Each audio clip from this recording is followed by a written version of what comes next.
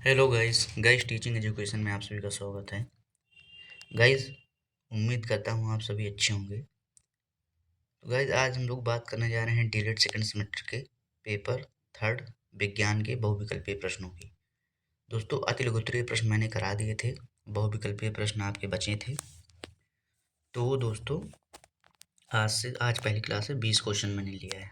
और जैसा कि आप सभी को पता ही चल गया होगा कि फरवरी में आपके एग्ज़ाम होने हैं। दोस्तों, अगर अभी तक आपने पढ़ाई ना शुरू करी हो तो शुरू कर दीजिए दोस्तों, जिससे कि अभी काफ़ी समय है, आपका हर सब्जेक्ट आराम से तैयार हो जाएगा।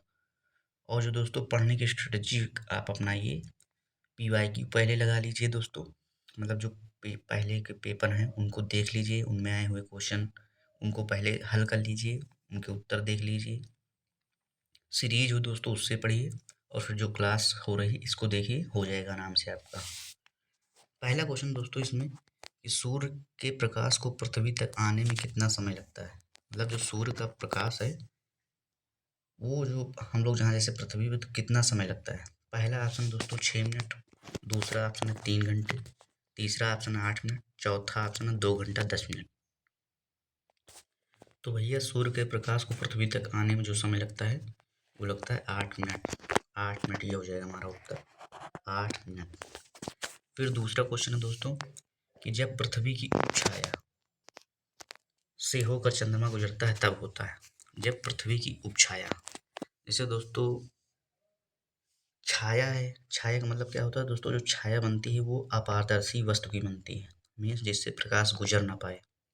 जैसे हम सभी की छाया बनती है दोस्तों, क्योंकि हम लोग अपारदर्शी हैं तो हम लोग की छाया बनती है, पारदर्शी वस्तु में कभी छाया नहीं बनती। तो फिर छाया का मतलब उपछाया, उपछाया का मतलब जैसे छाया में भी छाया, तो उपछाया जब पृथ्वी की उपछाया से होकर चंद्रमा गुजरता है तब होता है। पहला ऑप्शन है पूर्ण चंद्र ग्रहण, दूसरा ऑप्शन है सूर्य ग्रहण, तीसरा ऑप्शन है खंड चंद्र ग्रहण, और चौथा ऑप्शन है चौड़ा प्रकाश। तो दोस्तों आगे कटा हुआ है चौड़ा प्रकाश। तो दोस्तों इसमें है भैया, जब पृथ्वी की उपछाया से होकर चंद्रमा गुजरता है तब क्या होता है। तो भाई इसमें हो जाएगा आपका खंड चंद्र ग्रहण। खंड चंद्र ग्रहण क्या होता है दोस्तों, पूर्ण चंद्र ग्रहण क्या क्या होता है इसको समझ लीजिए। पूर्ण चंद्र ग्रहण दोस्तों पूर्णमासी के दिन होता है। कब होती है दोस्तों, जब सूर्य और चंद्रमा के बीच पृथ्वी आ जाती है तब चंद्र ग्रहण होता है। सूर्य और चंद्रमा के बीच जब पृथ्वी आ जाती है, सूर्य और चंद्रमा के बीच जब पृथ्वी आ जाती है तो दोस्तों चंद्र ग्रहण होता है। तो दोस्तों पूर्ण चंद्र ग्रहण पूर्णमासी जैसे बताया, चंद्र ग्रहण का होता है पूर्णमासी दिन। अब यहाँ पर है कि उपछाया, तो खंड का मतलब दोस्तों एक भाग होता है, अंश खंड भाग। तो यहाँ पर उपछाया बन रही दोस्तों, तो इसलिए पूर्ण चंद्र ग्रहण ना होके खंड चंद्र ग्रहण होगा। और दोस्तों मैंने चंद्र ग्रहण और सूर्य ग्रहण पे एक अलग से वीडियो बनाई हुई दोस्तों। इस मैंने दो ही टॉपिक उसमें लिए हैं, दो ही क्वेश्चन, और आपकी ही क्लास से हैं दोस्तों सेकंड सेमेस्टर से, कि चंद्र ग्रहण क्या होता है, पूर्ण वो सूर्य ग्रहण क्या होता है। तो चंद्र ग्रहण पूर्णमासी के दिन होता है और सूर्य ग्रहण अमावस्या के दिन होता है दोस्तों। ये तो मैंने इसमें बता दिया। आगे देखते हैं दोस्तों, नहीं क्लास बहुत लंबी हो जाएगी। तीसरा क्वेश्चन है, भारत के पहले अंतरिक्ष यात्री कौन थे। मीन्स भारत के पहले अंतरिक्ष यात्री कौन थे। ऑप्शन है आर्यभट्ट, दूसरा ऑप्शन है राकेश शर्मा, तीसरा ऑप्शन है भास्कर, और चौथा ऑप्शन है सतीश धवन। तो भैया भारत के पहले अंतरिक्ष यात्री जो थे वो थे दोस्तों राकेश शर्मा जी, भारत के पहले अंतरिक्ष यात्री। आर्यभट्ट तो दोस्तों गणित से संबंधित हैं, गणित के लिए जाने जाते हैं आर्यभट्ट। भास्कर भी गणित से जाने जाते हैं, और दोस्तों सतीश धवन है। फिर अगले नेक्स्ट स्लाइड पे चलते हैं दोस्तों। अब चौथा क्वेश्चन क्या है कि नासा का मुख्यालय कहाँ है। पहला ऑप्शन दोस्तों आंध्र प्रदेश, दूसरा ऑप्शन है बंगलुरु मतलब बंगलौर दोस्तों, तीसरा ऑप्शन है यूरोपीय संघ, चौथा ऑप्शन है वाशिंगटन डीसी। तो भैया नासा का मुख्यालय जो है वो वाशिंगटन डीसी में है। याद कर लीजिए दोस्तों, इसमें समझने वाला कोई पॉइंट है नहीं कि नासा का मुख्यालय कहाँ है, तो भैया वाशिंगटन डीसी। फिर पांचवा क्वेश्चन है कि सूर्य का सबसे निकटतम ग्रह है, सूर्य का सबसे निकटतम ग्रह कौन सा है। ऑप्शन है अरुण, दूसरा है वरुण, तीसरा है दोस्तों शनि, और चौथा है बुध। तो दोस्तों जो सूर्य से नज़दीकी ग्रह हैं और टोटल कितने ग्रह हैं कौन कौन से, तो मैंने लिख रखे हैं दोस्तों। आप सभी देख पा रहे होंगे साइड में।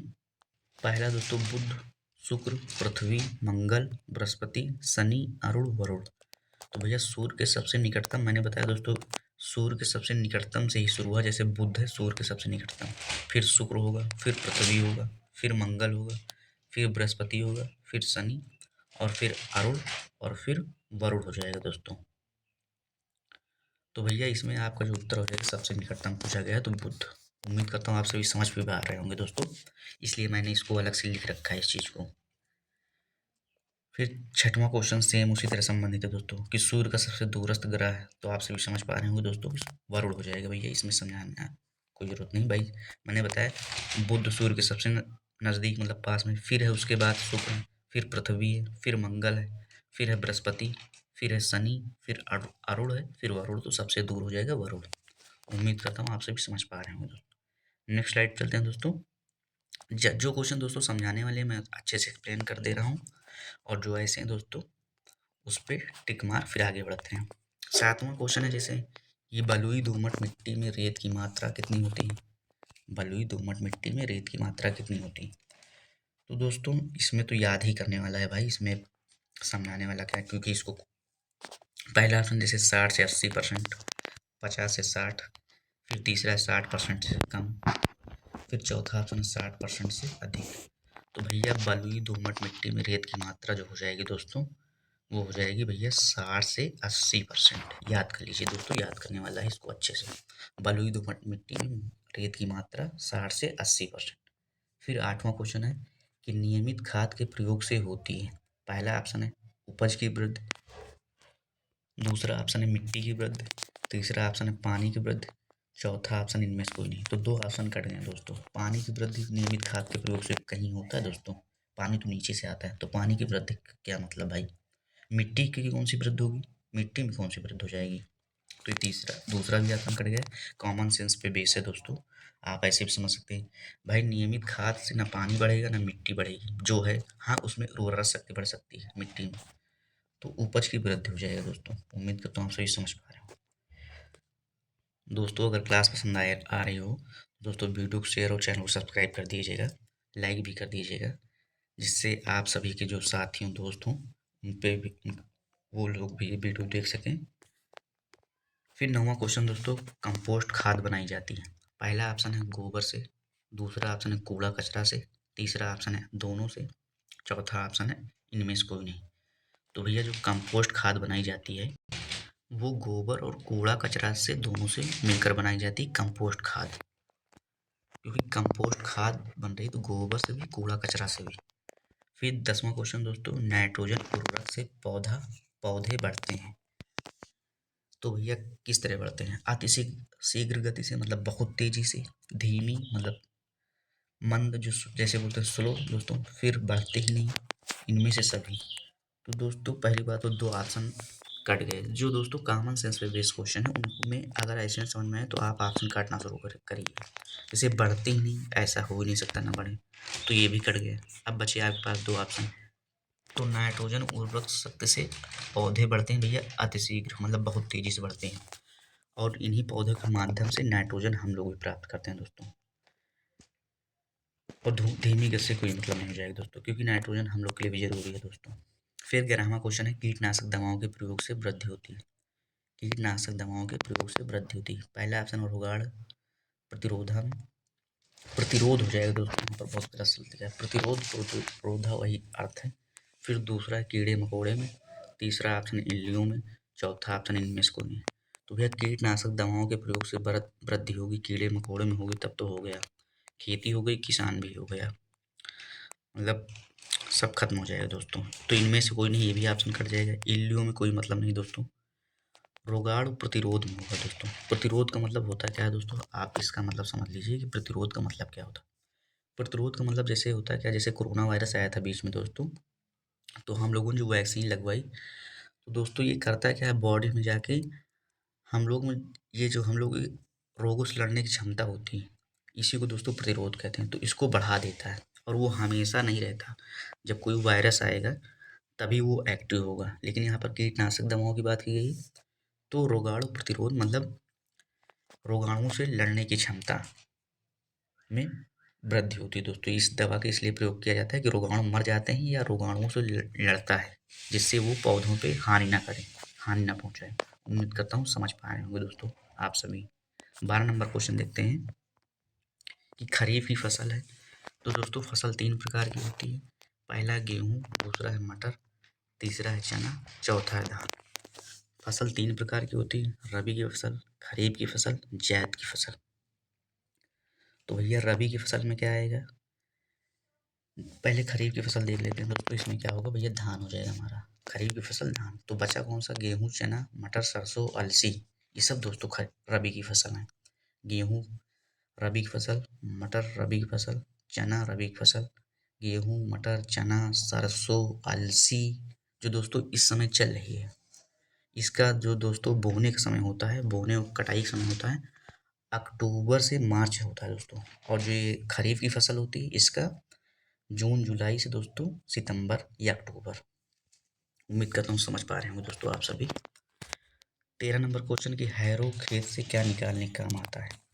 पहला ऑप्शन है खरपतवार, दूसरा ऑप्शन मिट्टी, तीसरा ऑप्शन पानी, चौथा ऑप्शन उपरोक्त सभी। तो दोस्तों ये भी कॉमन सेंस बेस पे क्वेश्चन है, आप सभी समझ पा रहे होंगे। भाई पानी हैरो से निकाला जाता है, तो चौथा भी कट गया। मिट्टी कोई निकालने वाली चीज़ नहीं दोस्तों। फिर इसमें हैरो के से खरपतवार को निकाला जाता है, पहला ऑप्शन हो जाएगा।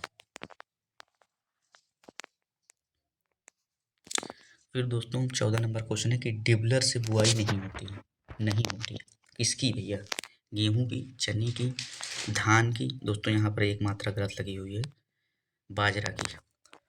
तो भैया गेहूं की डिबलर से बुआई नहीं होती किसकी, तो ये हो जाएगा दोस्तों धान की बुआई डिबलर से नहीं होती, क्योंकि धान बोया नहीं जाता दोस्तों, इसकी बेरन होती, लगाई जाती। लेकिन बेरन तो बोई जाती है, लेकिन डिबलर से बुआई नहीं होती, धान बोला जा रहा है, तो दोस्तों ये हो जाएगा, चना होना नहीं दोस्तों। उम्मीद करता हूँ समझ पा रहे हूँ दोस्तों। चना तो बोया जाता है, नहीं पूछा गया तो धान हो जाएगा। फिर दोस्तों 15 नंबर क्वेश्चन, सिंचाई की कटाऊ पानी विधि है, विधि हो जाएगा दोस्तों। तो पहला आप्लावन या प्रवाह विधि, दूसरा है दोस्तों पूर्ण विधि, तीसरा ऑप्शन है क्यारी विधि, क्वारी हो जाएगा दोस्तों, क्यारी बोला जाता है। चौथा छिटका विधा, दोस्तों सब में वही लिखा गया है, तो विधि होगा सही तरीका इसका। चलिए आप लोग समझिए इसमें कि विधि लिखा जाता है, गलत लिखा हुआ है। तो सिंचाई की कटाऊ पानी विधि है दोस्तों, पहला ऑप्शन है आप्लावन या प्रवाह विधि, दूसरा ऑप्शन है कुम्भ विधि, तीसरा ऑप्शन है क्यारी विधि, चौथा ऑप्शन है छिटकाव विधि। छिटका मतलब छिटकाया जाता है दोस्तों जगह जगह, ये है। तो भैया इसमें जो हमारा ऑप्शन सही हो जाएगा कि सिंचाई की कटाऊ आप्लावन विधि हो जाएगा। जैसे मतलब सिंचाई की कटाई पे, जैसे खेत में गेहूँ खेत में पानी लगाया जाता तो सिक्के वाई लगाया जाता दोस्तों, एक सिक्के, जब एक सिक्का हो जाता है दूसरे में काटा जाता है, तो कटाव हो जाएगी। क्यारी का कोई मतलब नहीं दोस्तों, पूर्ण विधि कोई मतलब नहीं, छिटका कोई मतलब नहीं दोस्तों। फिर 16 नंबर क्वेश्चन है कि बल का एसआई मात्रक क्या होगा। बल का एसआई मात्रक क्या हो जाएगा, ऑप्शन है न्यूटन, दूसरा ऑप्शन जूल, तीसरा ऑप्शन अर्ग, चौथा ऑप्शन मीटर। तो बल का एसआई मात्रक हो जाएगा दोस्तों न्यूटन। फिर 17 नंबर क्वेश्चन है कि एमकेएस पद्धति में कार्य का मात्रक क्या होता है। पहला ऑप्शन है न्यूटन, दूसरा ऑप्शन है जूल, तीसरा ऑप्शन मीटर, चौथा ऑप्शन है न्यूटन प्लस मीटर। तो एमकेएस पद्धति में जो कार्य का मात्रक हो जाएगा दोस्तों, वो हो जाएगा जूल भैया। फिर नेक्स्ट स्लाइड चलते हैं दोस्तों। 18 नंबर क्वेश्चन है, किसी वस्तु में गति के कारण कार्य करने की क्षमता को कहते हैं। पहला ऑप्शन है गतिज ऊर्जा, दूसरा ऑप्शन है स्थितिज ऊर्जा, तीसरा ऑप्शन यांत्रिक ऊर्जा, चौथा ऑप्शन विद्युत ऊर्जा। तो इसमें हो जाएगा किसी वस्तु में गति के कारण कार्य करने की क्षमता को गतिज ऊर्जा कहते हैं। स्थितिज ऊर्जा नहीं, यांत्रिक ऊर्जा नहीं, विद्युत ऊर्जा नहीं, गति के कारण कार्य करने की क्षमता को गतिज ऊर्जा। 19 नंबर क्वेश्चन दोस्तों चिमटा उदाहरण है। प्रथम श्रेणी उत्तोलक का, द्वितीय श्रेणी उत्तोलक का, तृतीय श्रेणी उत्तोलक का एक मशीन है। तो भैया चिमटा जो उदाहरण है दोस्तों, 3 प्रकार के उत्तोलक पाए जाते हैं, तो ये हो जाएगा तृतीय श्रेणी उत्तोलक का, चिमटा हो जाएगा तृतीय श्रेणी उत्तोलक का। 20 नंबर क्वेश्चन है दोस्तों कि पुनः प्राप्त करने वाली नवीकरणीय ऊर्जा का स्रोत है। मैंने बताया था दोस्तों, यहाँ पर ध्यान दीजिएगा, जब भैया नवीकरणीय रहेगा तो उधर असीमित हो जाएगा, अगर उधर अनवीकरणीय रहेगा तो सीमित। असीमित का मतलब जो कभी समाप्त ना हो, तो भैया जैसे कोयला है ये तो समाप्त हो जाएगा, ये तो अनवीकरणीय में आएगा। पेट्रोलियम भी समाप्त हो जाएगा। प्राकृतिक गैस भी भैया पेड़ पौधों को काट रहे हो, खत्म हो जाएंगे तो ये भी समाप्त हो जाएगा दोस्तों। लेकिन ज्वार भाटा की ऊर्जा नहीं समाप्त हो जाएगी ये दोस्तों, तो इसमें पहला ऑप्शन हो जाएगा। उम्मीद करता हूँ दोस्तों आप सभी समझ पाए होंगे। दोस्तों वीडियो को लाइक और चैनल को सब्सक्राइब कर दीजिएगा और दोस्तों ज़्यादा से ज़्यादा शेयर कर दीजिएगा ताकि सभी के पास पहुँच जाएँ। आपके जो ग्रुप्स बने उनमें शेयर कर दीजिएगा। थैंक यू दोस्तों, आप सभी अपना ख्याल रखिएगा। फिर अगली क्लास में हम लोग मिलते हैं नेक्स्ट क्लास में। Thank you.